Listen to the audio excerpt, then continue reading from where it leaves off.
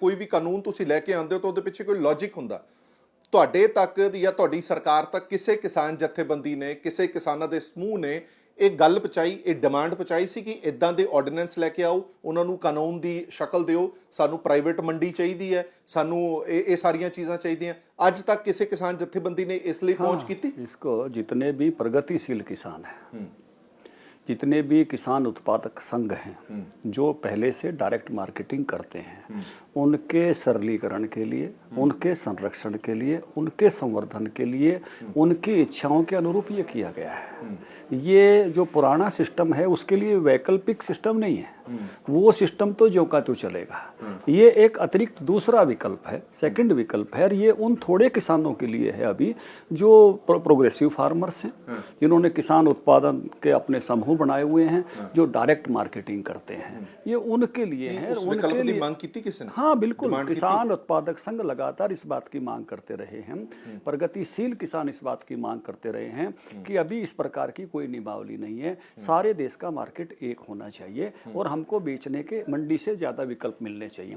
जितने भी किसान जत्थेदारी हैं उनके भाषण पुराने निकालो, सब ये कहते थे हम मंडी में माल ले जाते हैं और व्यापारी हमारे माल की बोली लगाता है, हम अपना भाव तय करने में कोई रोल अदा नहीं करते।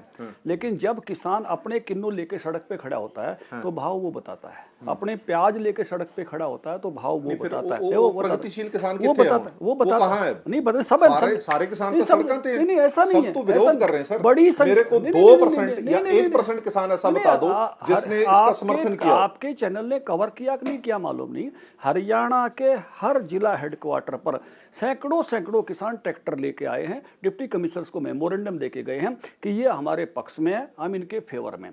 और इस नाते से सब जगह एफपीओज के लोग जा रहे हैं कि हमारे ये फेवर में है, और ये है भी उन्हीं के लिए। बाकी लोगों ने इसकी चिंता नहीं करनी चाहिए। ये बिल्कुल हरप्रीत जी ऐसी गल है कि 2 पुत्र है एक किसान के, और एक प्रगतिशील किसान हो गया और एक पुरानी कणक की झुन्ने की खेती कर रहा है, और उसके पिताजी ने उसके लिए जालंधर में एक डायरेक्ट मार्केटिंग की दुकान खुला दी, तो दूसरे को ये भड़का दिया कि ये दुकान खुल गई तो तेरी मंडी बंद हो जाएगी। ऐसा नहीं है। चलो पॉइंट पे तो ये मंडी नहीं, बिल्कुल ये मंडी वैसे ही खुली रहेगी, ये एमएसपी वैसे ही रहेगा, ये खरीद वैसे ही रहेगी।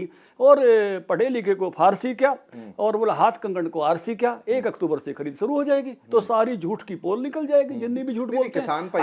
आगे किसान ये नहीं कह रहे कि तुसी आज ही तुसी एमएसपी रोक दोगे, अभी भैया तुसी सरकारी खरीद रोक दोगे, 4 साल 3-4 साल तुसी करोगे, बढ़िया खरीद करोगे, उस तो बाद के भी मानवासी आखणगे। उसके बाद अगर हम नहीं आए, हमारी तो हम गारंटी लेते हैं जिंदगी भर की, हम नहीं आए तो जो ये बोल रहे हैं ये खरीद लेना, हम तो जिंदगी भर की गारंटी लेते हैं। बीजेपी को बनाए रखो, हम ऐसे ही खरीदते रहेंगे। धनखड़ साहब ਜਦੋਂ ਇੱਕ ਸਿਸਟਮ ਕਲੈਪਸ ਕਰ ਜਾਂਦਾ ਹੈ, ਜਦੋਂ ਇੰਨਾ 50 ਸਾਲ ਦਾ ਇੱਕ ਸਿਸਟਮ ਚੱਲ ਰਿਹਾ ਹੈ, ਉਹ ਕਲੈਪਸ ਹੋ ਗਿਆ ਤੇ ਦੁਬਾਰਾ ਬਣਨ ਨੂੰ ਉਹਨੂੰ ਟਾਈਮ ਵੀ ਤਾਂ ਲੱਗੂਗਾ। ਉਹ ਕਲੈਪਸ ਹੋਣਾ ਹੀ ਨਹੀਂ ਹੈ। ਚਲੋ ਆਪਾਂ ਇੱਕ ਇੱਕ ਕਰਕੇ ਸ਼ੰਕਾ ਹੀ ਗਲਤ। ਮੈਂ ਮੁੱਦੇ ਤੇ ਆ ਜਾਣਾ ਨਾ ਇੱਕ ਇੱਕ ਕਰਕੇ। ਹੁਣ